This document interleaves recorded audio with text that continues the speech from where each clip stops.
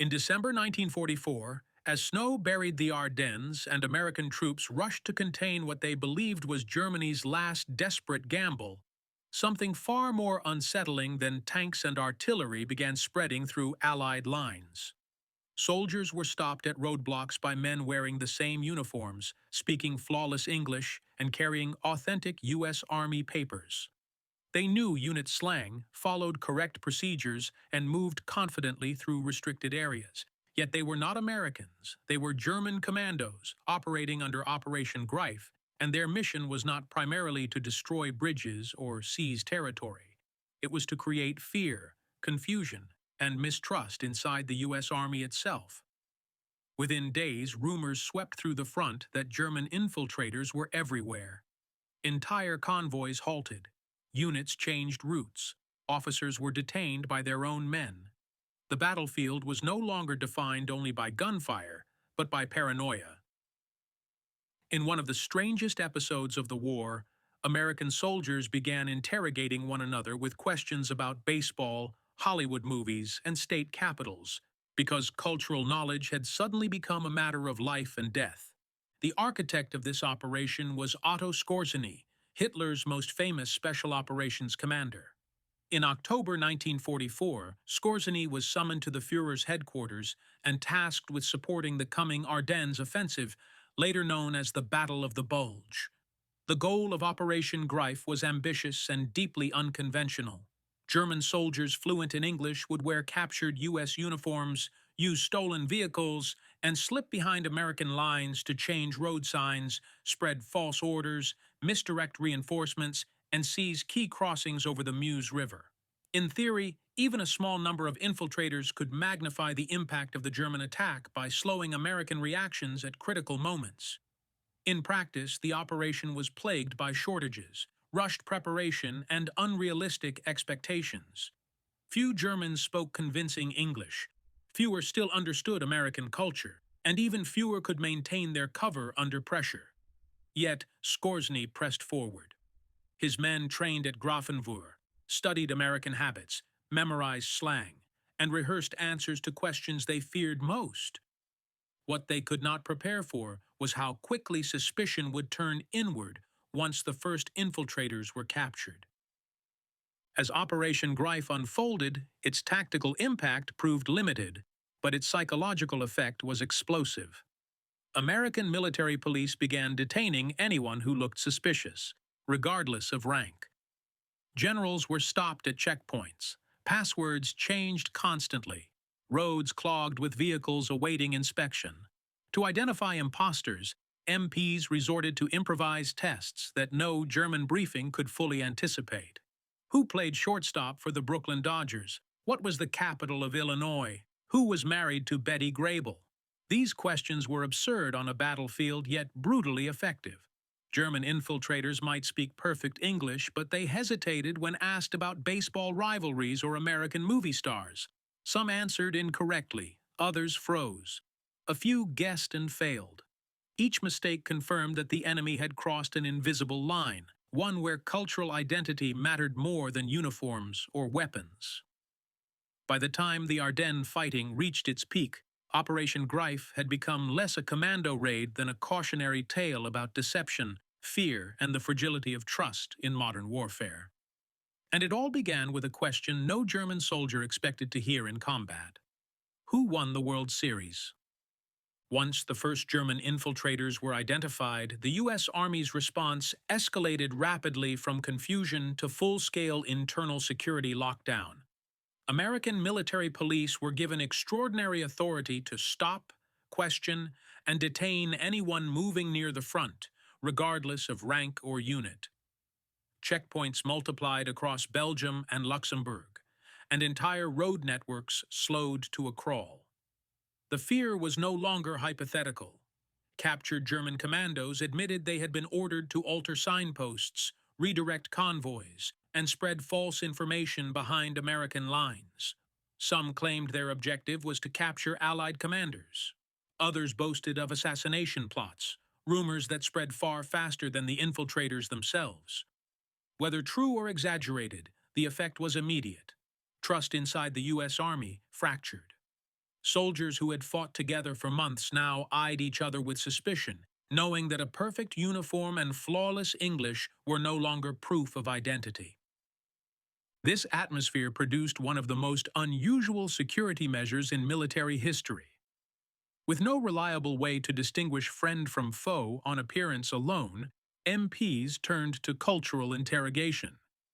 Baseball became the most famous tool, but it was only one part of a broader system. Soldiers were asked about state capitals, college football teams, popular radio shows, and Hollywood stars. The questions changed constantly to prevent memorization. Someone who hesitated too long, answered incorrectly, or responded too formally risked immediate detention. Even genuine Americans failed these tests under stress. British officers serving alongside U.S. forces were especially vulnerable. Actor and intelligence officer David Niven famously struggled with baseball questions, nearly landing himself in serious trouble. In one notable incident, General Omar Bradley was briefly detained when he gave an incorrect answer about the Chicago Cubs. The measures bordered on absurdity, but they worked. German infiltrators, no matter how well trained, could not fully replicate the instincts of American culture under pressure. Behind the scenes, Operation Greif was already unraveling. Skorzeny's unit, Panzer Brigade 150, had been assembled hastily and equipped poorly. Many of its vehicles broke down before reaching the front. Others never made it past American screening forces. Of the original commandos, only a handful succeeded in penetrating deep into Allied territory, and most were captured within days. Men such as Manfred Pernas, Gunther Billing, and Wilhelm Schmidt were taken near Iville, Belgium, after giving themselves away under questioning. Once captured, their fate was sealed. Wearing enemy uniforms behind the lines was a violation of the laws of war. On December 23, 1944, 17 German commandos were executed by firing squad near Henri-Chapelle. Their graves remain there today. Operation Greif had failed militarily, but its psychological impact lingered. For weeks, American forces remained on edge, slowing movement and complicating coordination during the largest and bloodiest battle ever fought by the U.S. Army. The Germans had not won the Deception War, but they had succeeded in forcing the Allies to fight their own fear as much as the enemy. As the Battle of the Bulge raged on, the legacy of Operation Greif extended far beyond the handful of German commandos who had actually crossed American lines. The fear they generated became self-sustaining. Even after most infiltrators had been captured or killed, reports of suspicious behavior continued to pour in. Units delayed movements, rerouted supplies, and hesitated at intersections long after the threat had largely passed. American commanders were forced to account not only for German armor pushing west, but for internal friction slowing their own response. This was exactly the kind of disruption Skorzeny had hoped to create. The operation had failed to seize bridges or assassinate leaders, but it had succeeded in undermining tempo.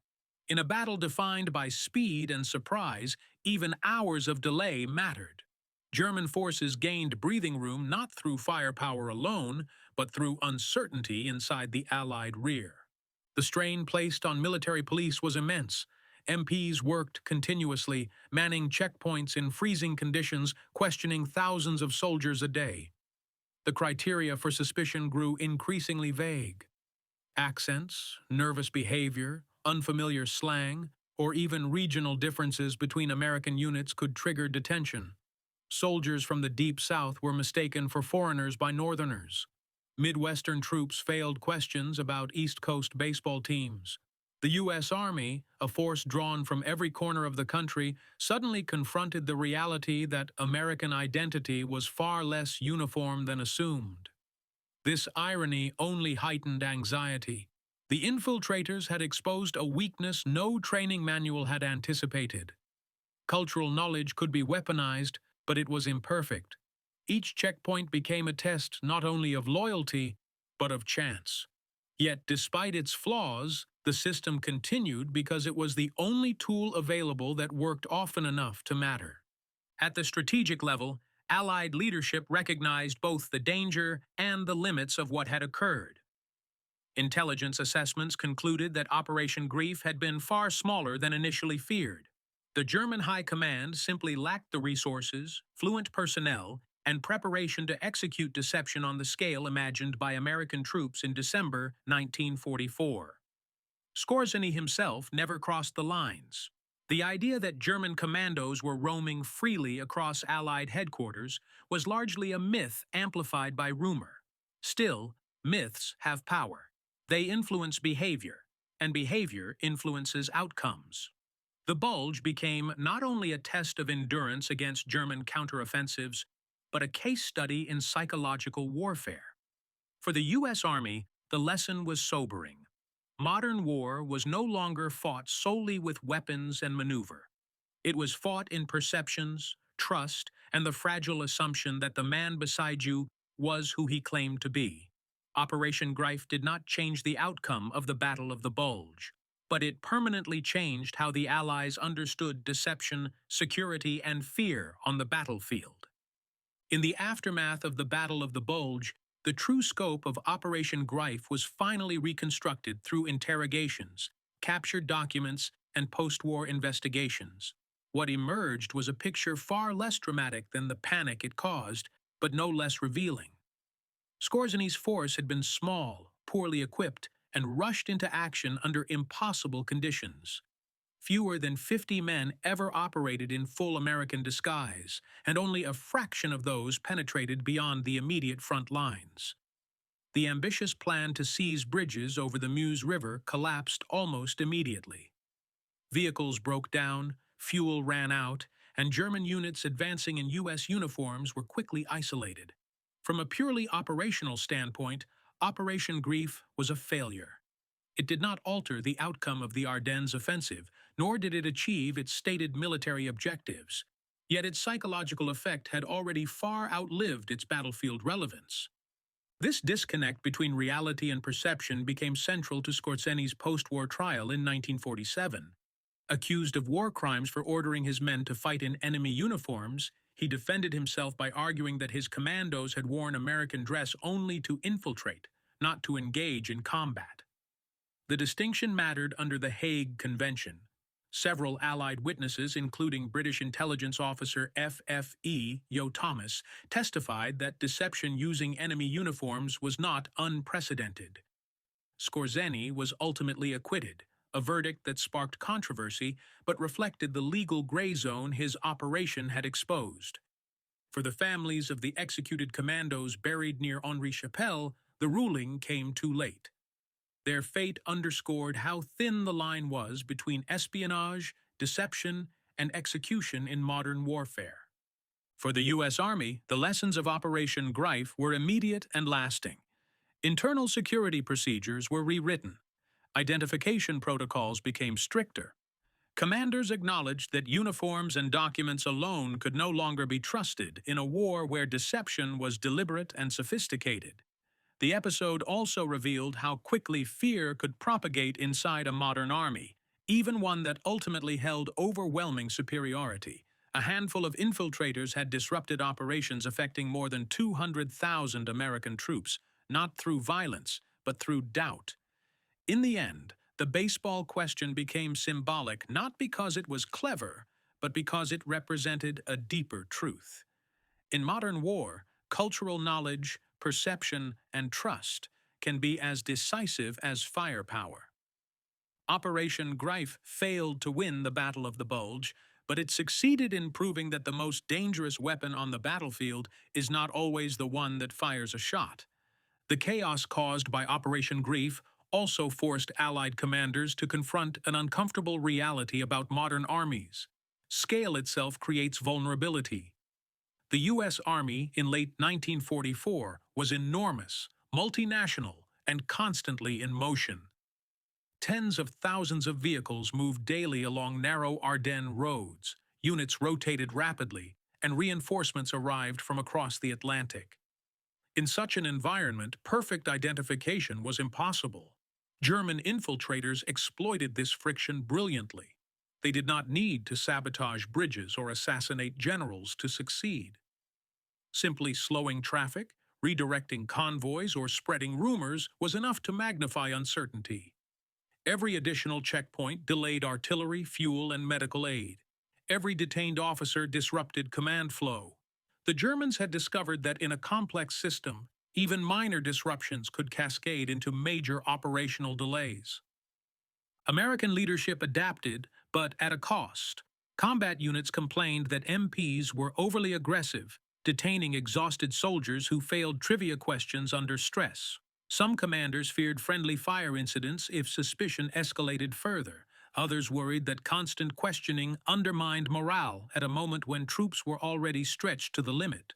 Yet no viable alternative existed. The army could not relax security while rumors of infiltrators persisted. The result was a temporary shift in priorities. Speed gave way to caution. Verification replaced trust. For a brief but critical period, the U.S. Army fought not only German armor in the Ardennes, but its own internal anxiety. This was precisely the psychological battlefield Skorzeny had intended to create, even if the physical results fell short of his ambitions. In the broader context of World War II, Operation Greif became a warning rather than a blueprint. It demonstrated both the potential and the limits of deception warfare. Cultural impersonation could confuse an enemy, but only briefly. Once exposed, it provoked countermeasures that made repetition far more difficult. For Allied planners, the lesson was absorbed quickly. Deception would remain a tool of war, but it required overwhelming support, precise intelligence, and strict legal boundaries. For German planners, the lesson came too late. By the time the Ardennes offensive collapsed, Germany no longer possessed the resources or freedom to exploit psychological warfare on a meaningful scale.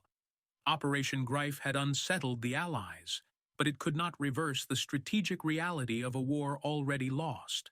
What it left behind was a rare glimpse into how fragile certainty becomes when identity itself turns into a weapon.